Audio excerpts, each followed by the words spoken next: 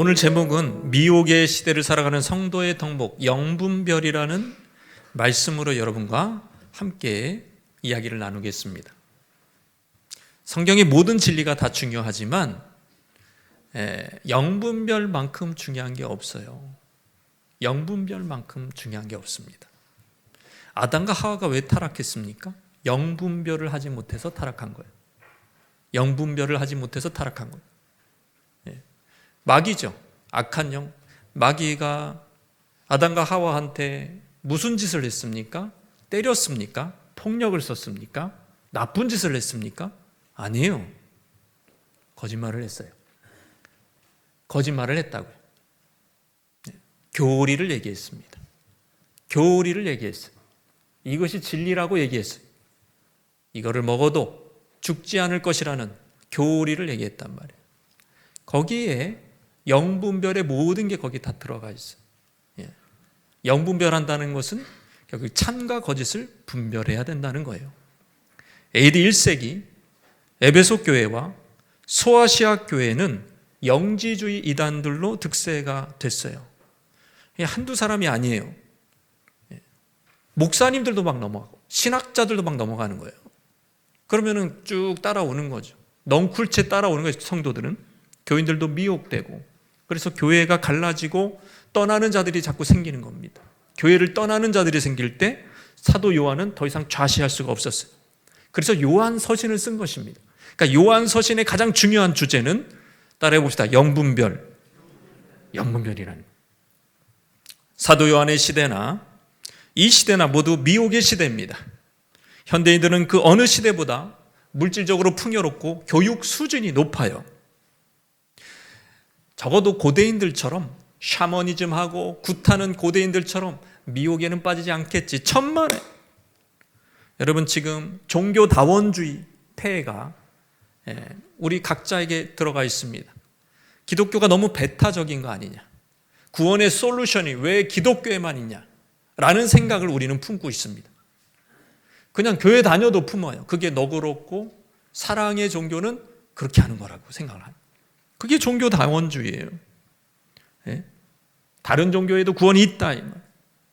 아울러 성경의 절대적인 진리에 근거한 남자와 여자가 결혼해서 한 가정을 이룬다는 그런 가정의 결혼의 정통 가치도 훼손되고 있습니다. 포스트 모더니즘의 영향, 거기서 더 나아가서 극단적인 어떤 사상들의 영향으로 인해서 여러분 기독교적 가치관이 흔들리고 있어요. 영분별이 더 어려워지고 있습니다. 심지어 성경의 본문, 이 텍스트라 그러죠. 이것만 중요한 게 아니다. 그거보다 더 중요한 게 있다. 이걸 우리가 어떻게 해석하느냐. 독자의 반응이 더 중요하다. 독자의 해석이 중요하다. 여러분, 이런 사조가 신학자들 사이에서 이미 주류가 돼버렸습니다. 주류가 돼버려. 공부를 할수록 해석자가 더 중요한 거예요. 독자의 해석이 더 중요한 겁니다. 객관성이 이뤄지고 있는 것이, 절대 진리가 사라지고 있는 것입니다. 그러다 보니까 이래저래 현대인들은 미혹을 받기 쉽습니다. 그래서 우리가 교회를 다니면서 성경을 배우면서 가장 중요한 거, 바로 요한이 정의한, 성경이 정의한 영분별이 뭐냐 이거예요. 요한은 영분별하여 미혹받지 말 것을 성도들에게 요청하는데요, 요한이 말하는 영분별이라는 것은 한번 읽어볼까요? 교리적인 측면과 실천적인 측면으로 나누어 볼 수 있다는 거예요. 요한은 앞서 교리적인 측면에서 영들을 분별할 것을 얘기하고 가르쳤고 이후에도 가르칩니다. 예수께서 하나님의 아들이시며 그리스도이심을 부인하는 자는 뭐예요? 적그리스도다. 이게 영분별이에요. 그러니까 이만희 같은 사람 나 그리스도라, 문성명 같은 사람이 내가 메시아다, 그러면 영분별 바로 되잖아요. 거짓말쟁이구나, 사기꾼이구나, 바로 영분별이 되는데 거기에 속습니다.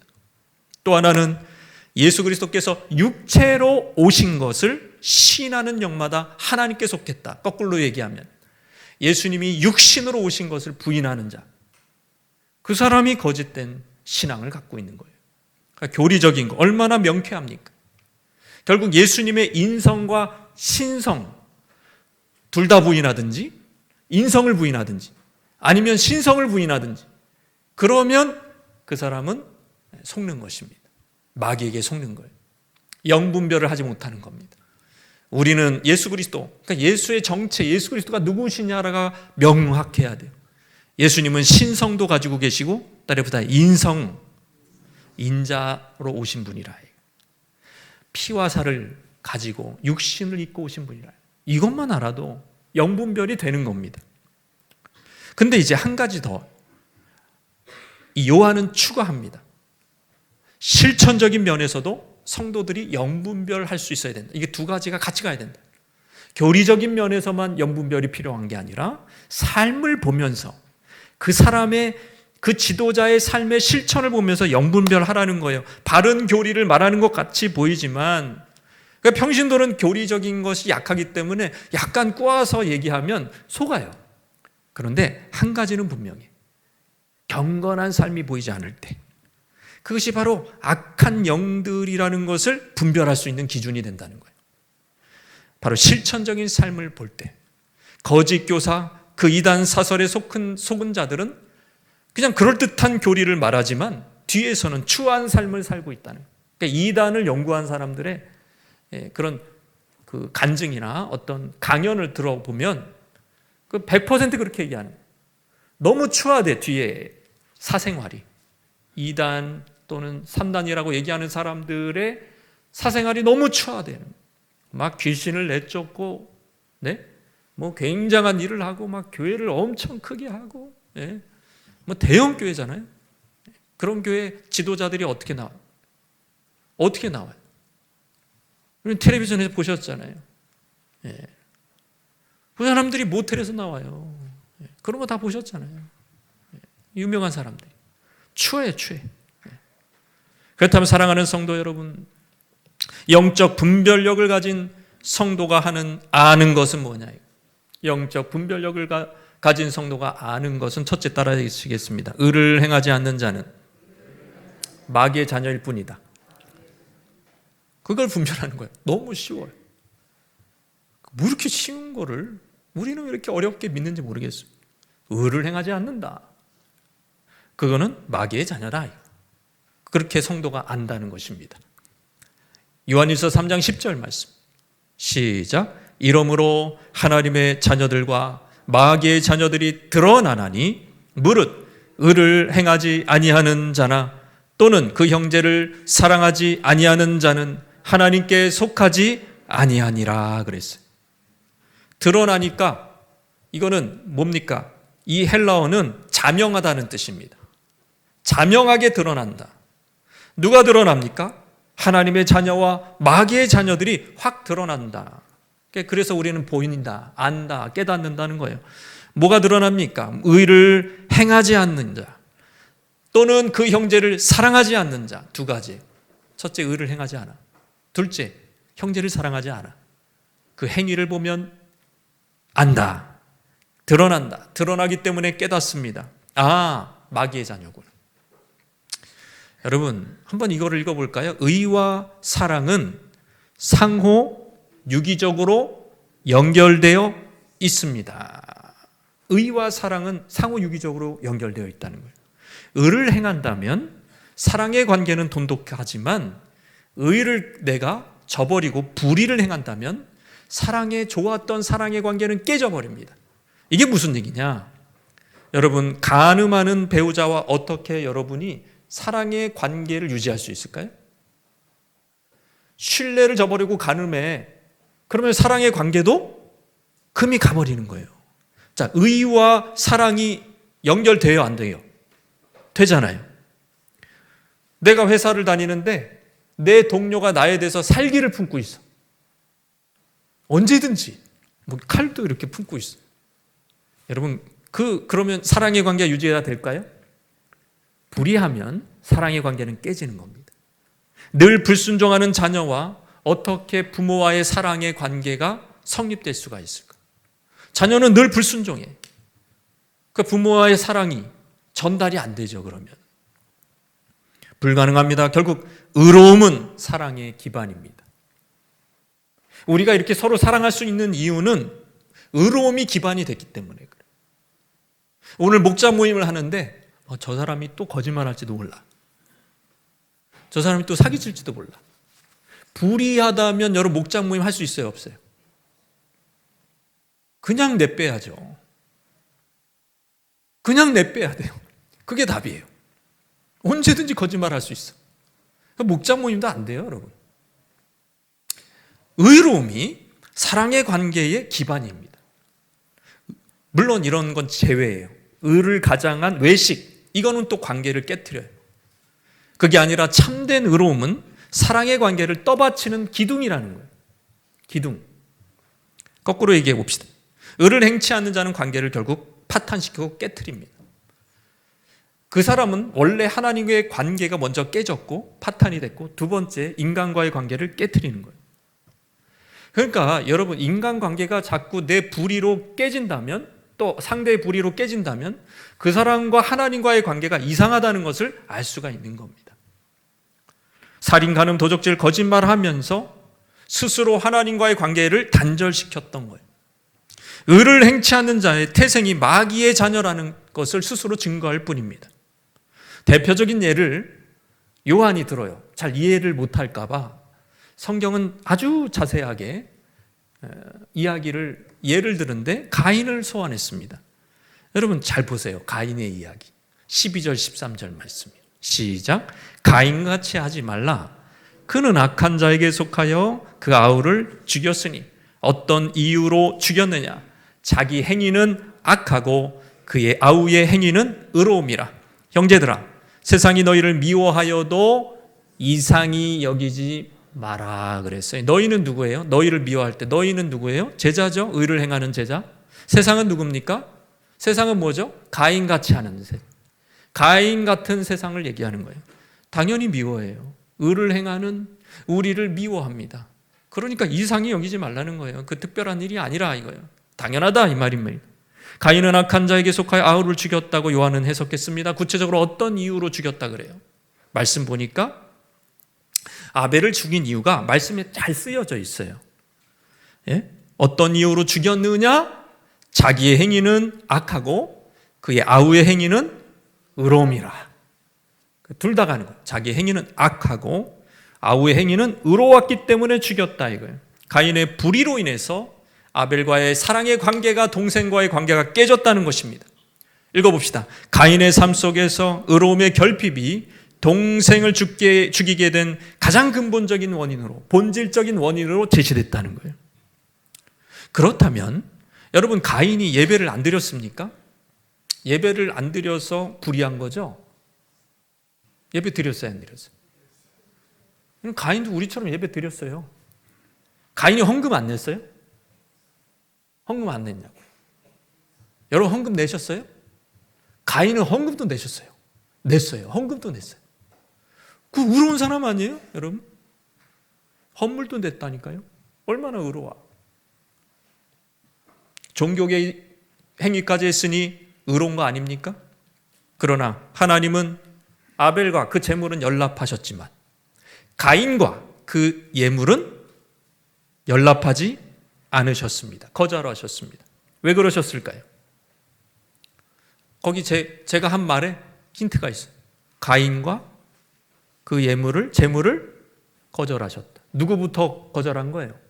가인부터 거절한 거예요. 예물을 드리기 전에 예물 드리는 가인 자체가 이미 악했다 이 말이에요. 평소 가인은 부모를 업신여겼습니다. 불순종했습니다. 그는 미워하는 자였고 거짓말하는 자였고 의를 행치 않는 자였어요. 그러니까 하나님이 나타나셔서 오셔서 이제 네 동생 어딨냐라고 물었을 때 가인이 뭐라고 거짓말해요? 내가 동생 지키는 자이니까. 내가 아우 지키는 자입니까? 바로 거짓말 나오잖아요. 갑이 하나님 앞에서. 그 평소 거짓말했다는 거예요. 상습범이라는 거예요. 거짓말에 능숙한 사람입니다. 지금 묻어놨어요. 지금 땅에서 피가 흘리고 있어요. 근데 내가 아우 지키는 자라고 바로 얘기하잖아요. 이게 가인이에요. 가인은 평소 죄를 짓고 있었어요. 의를 행치 않고 있었어요. 평소 의를 행치 않으니 그 하나님과의 불의가, 하나님 앞에서의 불의가 친동생과의 사랑의 관계도 깨트려 버리는 것입니다. 여러분, 수직적인 관계, 따라해보세요. 수직적인 관계의 실패는 수평적인 관계의 실패로 귀결된다. 수직적인 관계에 성공해야 수평적인 관계도 그 의로움 때문에 유지가 되는 거예요. 유지가 되는 거예요. 평소 가인이 의를 행하는 자였다면 하나님의 거절에 어떤 태도를 했을까요? 분노했을까요? 적어도 앙심은 품지 않았을 거예요. 누구 탓은 하지 않았을 거예요. 왜 내 재물에는 불이 안 떨어졌지? 뭔가 하나님의 뜻이 있을 거야. 내가 잘못한 일이 없는데 왜 이러지? 내가 재물을 잘못 걸랐나? 그러면서 돌아보면서 회개했을 거예요. 아니면 이유라도 가르쳐 달라고 당당하게 하나님 앞에 기도를 했을 겁니다. 그러나 가인은 하나님이 거절함을 보고 그 거절감에 휩싸였어요. 거절당할 때 분한 마음이 치밀어 올랐어요. 그 순간에. 왜 제 동생 거는 불이 떨어져서 싹 태우고, 실제로 불이 떨어졌다는 얘기가 아니라 뭔가 표적이 있었어요. 하나님이 응답하셨다는 표적이 있었다. 그건 자기 건 없는 거예요. 왜 내 거는 멀쩡합니까? 있을 수 없는 일이야, 이건. 가인은 작은 불씨가 온 산맥을 다 태우듯이 그 분노의 불로 온 마음과 생각이 다 태워졌어요. 하얗게. 죄가 됐어요. 자기를 거절한 이유는 분명히 동생 때문일 거예요. 자기 때문인데. 자기 때문이 아니야. 동생 때문일 거래. 내 제사가 거절당한 거는 다 아벨 때문이야. 그래, 어릴 때 나만 예뻐했던 부모의 사랑을 저 아벨이 뺐더니만 이제는 저 아벨이 하나님의 인정까지 뺏어버리네. 저 못된 거. 동생만 없었더라면 난 이런 푸대접은 받지 않았을 거야. 용서할 수 없어. 내가 아벨의 숨통을 끊어놓을 거야. 그래서 가인은 자기의 불의는 감추고 권위자에게 상처받은 그 상처에 대한 안갚음을 하고자 하는 거죠. 자기는 옳은데, 분명히 나 보기에, 가인 보기에 자기는 옳은데 옳지 않게 판단했던 권위자, 그 부모나 이어서 그 하나님까지 안갚음을 하기 위해서 동생을 죽이는 계획을 세웠다. 어느 날 가인은 아벨을 조용히 부릅니다. 들판으로 가자. 형님이 필요한 일 있나? 쳐 죽였어요. 여기서 12절에서 죽였다라는 사도 요한의 용어는 도살할 때 쓰는 용어입니다. 그러니까 이거는 안 나온대. 계시록밖에 안 나와요. 이 용어는. 한 번도 신약 성경에서 안 나오는 그 용어를 썼어요. 이거는 뭐냐면 처단한 겁니다. 동생을 처형시킨 거예요. 죽어 마땅한 놈 하면서 죽인 겁니다, 여러분. 안갚음을 한 거예요. 형제 살인으로 가인은 그동안 부모와 하나님으로부터 받은 거절과 멸시의 원수를 갚은 거예요. 자기가 직접 돌을 들어서 심판한 거예요. 당신들이 이뻐하는 아벨을 내가 죽이면 어떻게 되나 봅시다. 이렇게 나오는 거죠. 여러분, 이 마음이 요셉이 자기를 찾으러 오는 형들이 대했던, 요셉이 이렇게 지금 형들한테 도시락 싸들고 들어오는데 형들이 가졌던 바로 그 마음입니다. 요셉이 오네? 저 꿈꾸는 자가 오네? 저놈 봐라, 저놈 봐라. 꿈꾸는 자가 오네? 저 죽여버리자. 저 죽이면 그 꿈이 어떻게 되나 보자, 이거예요. 그 꿈은 하나님이 주신 꿈이었어요. 그 얘기는 하나님을 대적하고 있는 거예요. 하나님을 대적하는 거예요. 하나님이 주신 꿈이라도 내가 죽여버리면 내가 뭔들 못해. 우리가 지금 10명이나 돼, 10명이나. 우리 힘으로 죽여버려. 그러면 하나님의 꿈은 어떻게 되나 보자. 이 마음이에요. 이게 바로 가인의 마음입니다. 그 하나님의 반역 때문에 결국에 형제를 살해한 거고 가인도 똑같습니다. 그러니까 영분별하는 성도라면 어떤 사람이 마귀의 자녀인지 하나님의 자녀인지 대번에 알아볼 수 있습니다. 예수님의 말씀 그대로예요. 그들의 열매로 그들을 알리라. 예수님의 표현이에요. 그들의 열매는 뭐죠? 그들의 행위의 열매로 그들을 알리라 그랬어요. 행위의 열매를 보면 그 종자를 알 수 있다는 거예요. 포도나무가 가시 열매를 맺을 수 없다는 얘기죠. 가시 열매가 나온다? 그 포도나무 아니네. 포도나무 행세를 해도 가시나무네. 예수님 말씀하신 열매란 무엇입니까? 선한 성품, 하나님의 성품에서 나오는 선한 행위를 얘기하는 겁니다. 평소에 미움, 다툼, 시기, 원망, 불만, 정욕, 색욕, 술 취함, 방탕한 거짓말, 교만이 행하는 자는 그저 내가 마귀의 자녀라는 것을 증거할 뿐입니다. 여러분이 분별을 하셔요. 영분별. 나에게 잘해줘요. 나에게 어떤 사람이 잘해줘. 밥도 잘 사주고. 근데 그 행위를 보면 인간적으로 또 호감이 가. 근데 행위를 보면은 그의 행위가 악해요. 그 행위가 악해요. 그러면 저 사람은 하나님의 자녀가 아니구나. 마귀의 자녀구나. 그렇게 마귀의 자녀라고 생각하고 적어도 친구 삼지 말아야죠. 적어도 친구 삼지 말아야죠. 가까이 하지 말아야죠. 동업자 되지는 말아야죠. 구원의 대상으로는 볼 수 있어요. 마귀의 자녀도. 내 친구는 안 되는 거예요, 여러분. 부부는 안 되는 거예요. 그의 호의는 자기 목적을 위해 나를 이용하기 위한 호의일 뿐입니다. 심지어 세상 명예가 있고 인기가 있으며 팬덤까지 형성되어 있어도 그의 행위가 마귀짓이다. 그건 마귀의 자녀인 거예요. 참 성도라면 영분별하고 사람을 만나야 되는 것입니다. 영분별이 되지 않아서 일어나는 비극을 매일같이 보지 않나요? 어제 뉴스에도 나왔어요. 끔찍한 그런 살인 사건에 대해서 그 전말이 나왔어요. 드디어.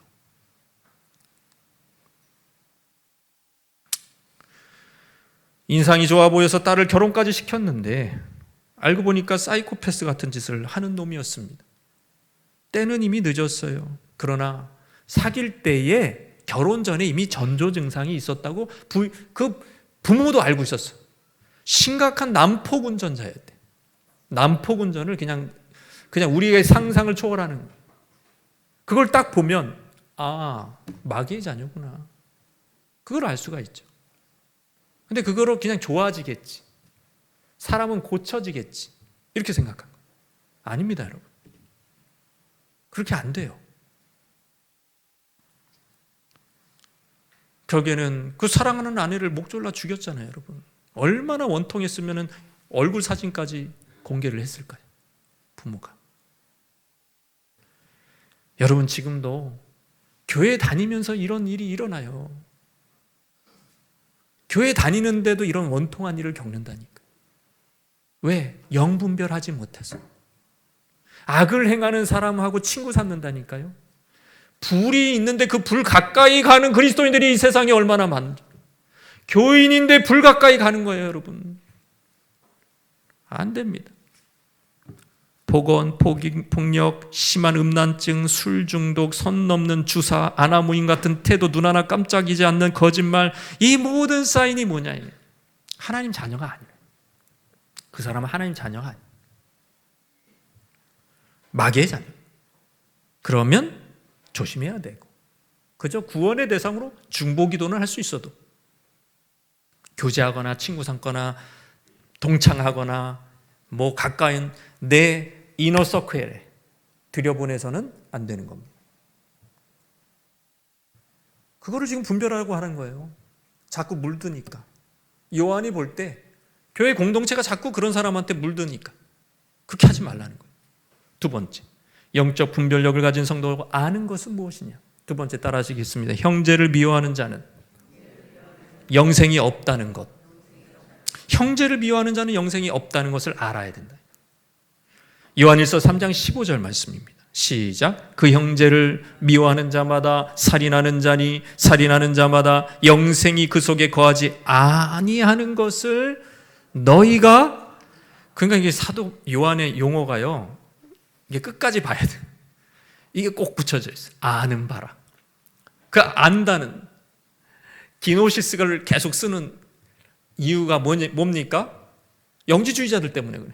영지주의자는 우리는 신령한 것을 안다고 얘기하면서 예수 그리스도의 육체로 오심을 부인하고, 그리고 육신적인 타락을, 정욕적인 삶을 살면서도 죄가 아니라고 얘기하고, 그 알을 이상하게 지금 적용하고 있잖아요. 그러니까 진짜 아는 게 뭐냐?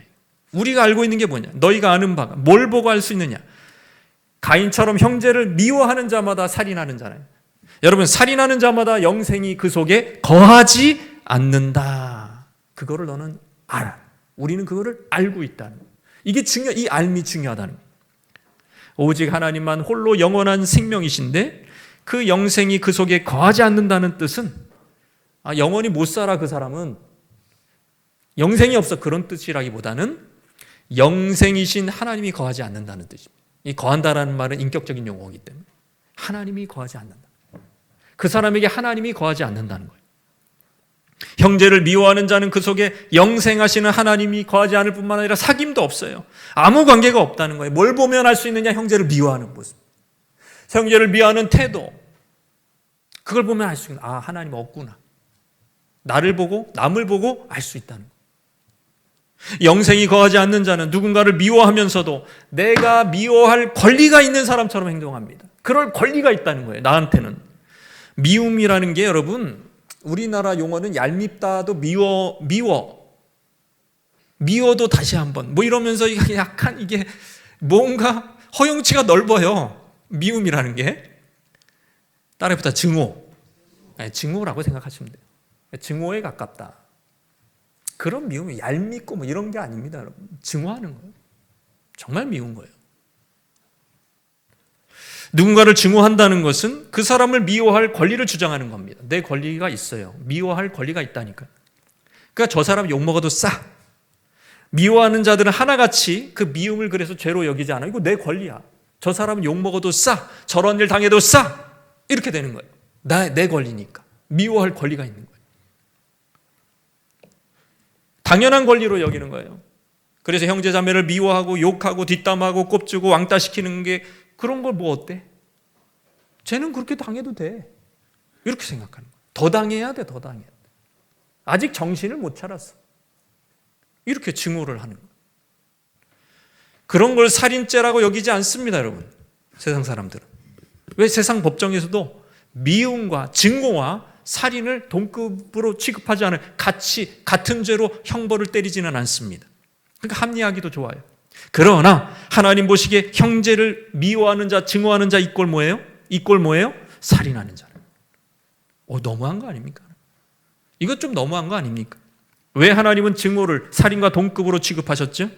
둘 다 겨냥하는 게 죽음이에요. 죽음을 없어졌으면 좋겠다. 죽음을 겨냥한단 말이에요. 한번 읽어보겠습니다. 미움과 증오의 목적은 죽음입니다. 상대 인격이나 재산, 명성까지 싹 다 죽었으면 하는 것이 증오의 목적. 그것이 살인의 목적. 같아, 목적이. 그래서 증오는 살인과 같습니다. 아니 근데 목사님, 목적이 같다고 어떻게 증오하고 무게가 살인하고 같나요? 한 가지 더 얘기할게요. 실천적인 면에서 볼 때, 이게 중요합니다. 실천적인 면에서 볼 때 왜 증오가 살인이냐? 내가 누군가를 증오해. 근데 살인하지는 않은 이유는 한 가지예요. 힘이 없기 때문에 살인을 못합니다. 힘이 없기 때문에. 상황과 형편이 안 됐기 때문에 못 죽인 겁니다. 무슨 얘기냐? 만약에 여러분이 누군가를 증오했는데 갑자기 자고 일어나 보니까 내가 왕이야. 내가 그 나라 왕이야. 조선시대, 무슨 고려시대 왕이야. 페르시아 왕이야. 어떻게 될까요? 그 사람 이미 망나니 벌써 갔어요. 망나니 벌써 칼 휘두르고 끝났어. 내가 왕이 증오를 받는 사람이 어떻게 살 수 있습니까? 왕이 증오를 받는 사람이 어떻게 살 수 있냐고. 그 살인이에요. 근데 그 사람 무죄한 사람인데 내가 미워했다는 이유로 죽은 거예요. 그런 사람들이 얼마나 많았겠어요. 왕 앞에. 증오해도 살인이 아니라고 우긴다면 주님은 이렇게 말씀하실 것입니다. 네가 힘 있는 자리에 있었다면 넌 벌써 살인했을 거야. 네가 힘이 없었고 네가 그 상대를 이기지 못했기 때문에 그건 인내심이 아닌 거예요. 저는 인내했는데요. 난 안 죽였잖아요. 그게 인내가 아닌 거예요. 그 어쩔 수 없이 그렇게 한 거야. 넌. 힘이 없으니까. 누군가를 정말 증오한다면 벌써 그 사람 목 달아났어요. 왕인데 여러분이. 저와 여러분 속에 있는 죄성을 가볍게 여기지 말아야 될 이유가 바로 여기 있어요. 하나님은 그 본질을 본다는 거예요. 죄의 무게가 살인자와 증오자하고 죄의 무게가 똑같다니까요, 여러분. 그것을 봐야 돼요. 음란과 간음이 똑같다니까요, 여러분. 상과 형편이 안 돼서 간음을 못한 거예요, 여러분. 난 간음하지 않았다고 의로운 면류관을 쓰지 마세요. 그거 아니라니까요. 그건 죄성의 무게를 굉장히 약하게 본 거예요. 인간의 죄성은 그 정도 아닙니다, 여러분. 그러니까 맨날 의로움이 교도소 안 갔다. 그거 가지고 천국 갈 수 있다고 착각하는 인간들이 얼마나 많습니까, 여러분? 아닙니다, 여러분. 지금도 사회에서는 증오 범죄가 허다하게 발생하고 있습니다. 옛날로 돌아가 봅시다. 9.11 사태 테러 났을 때 미국에서는 무슨 증오가 있었죠? 아랍인들에 대한. 그 사람들은 이유도 없이 막 죽거나 다치거나 막 그랬어요. 우한 코로나 때는 미국에서 무슨 일이 있었죠? 중국인에 대한 혐오, 중국에 대한 증오 혐오, 범죄 이런 것들이 막 속출했어요. 니네 때문이다. 자, 우리나라에는 무슨 범죄가 일어납니까? 수년 전에 여성 혐오가 있어요. 여성 혐오. 그 이상한 남자들이 그 여성을 그렇게 혐오해가지고 강남역에서 이렇게 살해하고 막 그랬어요. 죽인 이유가 아무 일면식도 없는데 죽여. 그런 일들이 한 6년 전에 일어나요. 그때 참 크리스천은 분별할 수가 있죠. 여러분 주위에서 또 여러분이 그런 증오하는 사람들, 형제를 사랑하기는커녕 미워하는 자들을 여러분 가까이 두십니까? 여러분 주위에 그런 사람이 있습니까? 마귀의 자녀예요. 나한테 잘해줘도 선해도 돈 꿔줘도 빌려줘도 마귀의 자녀입니다. 여러분 히스기야가 왜 자기의 의로움에 합당한 보상을 대대로 못 받았느냐? 자기 때는 좀 잘 됐어요. 그냥 다음 때 다 망했어요, 여러분. 왜 그랬냐? 마귀의 자녀와 같이 놀아서. 마귀의 자녀가 친구였습니다. 아합이. 그래서 그 집안이 망했어요. 거의 망했다가 한 명만 구출된 거죠. 얼마나 그게 무서운 일입니까, 여러분? 영분별이 안 되는 거예요. 영분별이 안 되는 거예요, 영분별이. 여러분, 거듭나고 구원받은 성도 안에는 영생이 거하고 형제의 사랑을 실천합니다. 서로 사랑할지니 이것이 너희가 처음부터 들은 소식이다. 요한일서 3장 14절 말씀. 여기서도 주목할 말씀이 있습니다. 같이 읽겠습니다. 시작. 우리는 형제를 사랑함으로 사망에서 옮겨 생명으로 들어간 줄을 알거니와 사랑하지 아니하는 자는 사망에 머물러 있느니라 그랬어요. 다시 한번 읽어볼까요? 우리는 형제를 사랑함으로.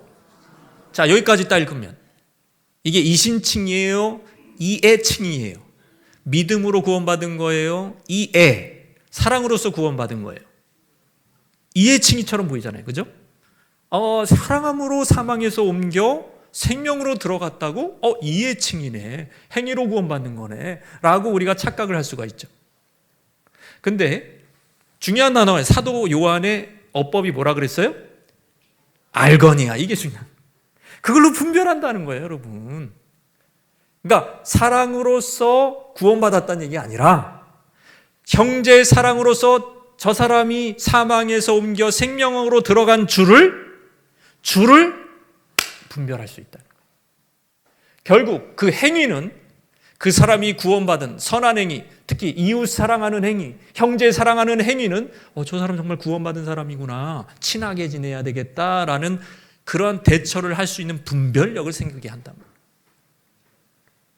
서로 사랑할 때 저 사람 확실히 크리스찬이네, 천국의 자녀네, 하나님의 영이 있네, 택함 받은 자녀네, 분별이 된다는. 하나님 영이서요 안 보여요. 안 보이는데 나 하나님 믿어 그러면은 뭐 증거할 방법이 뭐가 있어요? 믿어줘야지, 속아줘야지.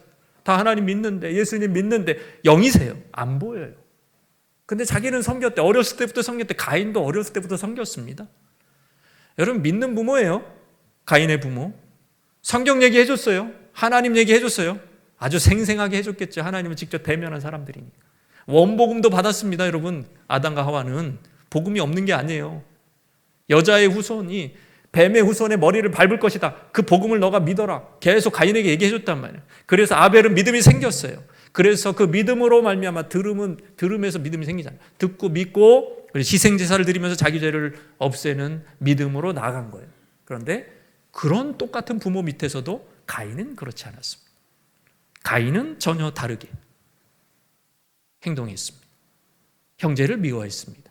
그는 구원받지 않은 하나님의 자녀가 아니라 마귀의 자녀라는 것을 증명했을. 뭘로? 미워하는 행동으로. 무엇으로? 누군가를 미워하는 행동으로 증거가 된다는 거예요. 여러분 스스로 질문을 해야 돼요. 나에게 과연 영생이 있는가? 언제 질문해야 되냐면 내가 누군가를 죽도록 미워한다면, 도저히 나는 숨 쉴 수조차 없어. 나 그거 생각하면, 그놈 생각하면, 그 인간 생각하면 나는 숨 쉴 조차도 없어. 너무 기분 나빠. 증오해.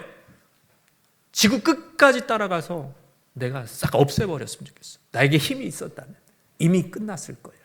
이런 마음을, 증오심을 품고 있다면 우린 정직하게 물어봐야 돼요. 나에게 영생이 있는가? 영생이신 하나님의 영이 내 안에 거하고 있는가? 질문해야 돼. 안 거할 수 있기 때문에 질문을 해야 된단 말이에요.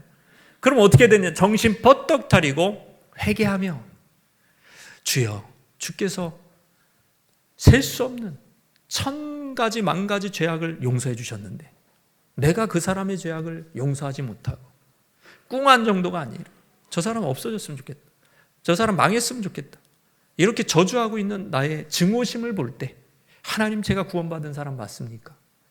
주여, 날 도와주십시오. 불쌍히 여겨주시고 용서할 수 있는 힘을 주십시오. 하나님의 긍휼과 사랑을 베풀어 주십시오라고 기도할 수 있어요. 아멘이십니까?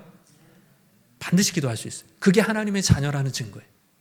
적어도 그 정도까지는 나가야 된단 말이에요. 코리 텐 붐 여사, 세계 2차 대전 당시에 그 가정 자체가 아주 독실한 크리스찬이었어요. 그리고 좀 시계빵을 하면서 부유했나 봅니다. 그래서 유대인들을 숨겨주고 도와줬어요. 발각이 됐고 그 가족 통째 아주 그냥 다 수용소로 뿔뿔이 흩어져 버렸습니다. 아버지는 어느 수용소에서 죽임을 당했습니다. 코리 텐 붐 여사와 여동생이 있었어요. 여동생 이름이 베찌입니다. 둘은 라벤스부르크라는 여성 수용소에 갇히게 됩니다. 코리 텐 붐 여사가 잊을 수 없는 고통은 거기서 여동생을 잃었어요. 발가벗기기도 하고 별 취조를 당하고 고문을 당하다가 결국에는 동생을 잃은 거예요. 너무 큰 고통이 있었겠죠. 전쟁이 끝났습니다. 코리 텐 여사는 원래 신앙인이었기 때문에 믿음으로 회복이 됐어요. 그리고 이제 간증하러 다녔어요. 교회를 돌아다니면서 하나님의 은혜를 간증하기 시작했습니다. 독일 교회를 어느 날 그 집회에 방문하게 됐습니다. 독일 교회 집회를 마치고 났는데 그때 자기를 괴롭혔던, 자기 이름까지 아는 전직 나치 간수를 만났습니다. 집회 후에 그 간수가 손을 먼저 내밀면서 코리 텐 붐 여사에게 말합니다. 코리, 나는 예수님께 회개하고 용서를 받았습니다. 당신도 나를 용서해 주시겠습니까? 그때 여러분 어떻게 반응해요? 이 미음, 치읓 이런 거 올라오는 거죠. 코리 여사도 마찬가지. 코리 여사도 속으로부터 미움과 증오가 솟구치는 것을 경험했다 그래요. 그의 간증이에요. 그게 글에 나오는 거예요. 상처와 트라우마가 건드려졌습니다. 도저히 용서할 수 없는 놈, 내 동생을 죽인 놈. 여러분 그때 떨리는 마음으로 조용히 하나님께 기도했대요. 주님, 제게는 그를 용서할 힘이 없습니다. 하지만 주님은 사랑이시니 제 손을 통해서 일해 주십시오. 그 떨리는 손으로 간수의 손을 잡는 순간에 갑자기 형언할 수 없는 하나님의 사랑이 코리 여사의 마음을 휘어잡았고 그 사랑의 강이 강물같이 흘러들어 그 마음을 채웠대요. 코리 여사는 깨닫습니다. 용서는 감정이 아니라 선택이구나. 하나님의 은혜로 가능하구나. 하나님의 사랑이 미치지 못할 만큼 깊은 수렁은 인생에 없구나. 그거를 이유로 간증하고 다녔답니다. 여러분 어떻습니까? 증오하는 대상이 있습니까, 여러분? 미워하는 대상, 그 사람 때문에 내 인생이 이렇게 꼬였어. 그 사람 때문에 여기도 못했고 저기도 떨어지고 이렇게 돼버렸어. 평생의 원수예요. 그런 사람이 있습니까? 용서하셔야 돼요. 그게 여러분이 하나님의 자녀라는 증거고요. 여러분의 삶 속에서 6계명, 7계명, 8계명, 9계명 때문에 시달리는 죄들이 있습니까? 끊어내셔야 돼요. 끊어낼 수 있는 힘을 하나님 주셨다 그랬어요. 그게 하나님의 자녀라는 증거입니다.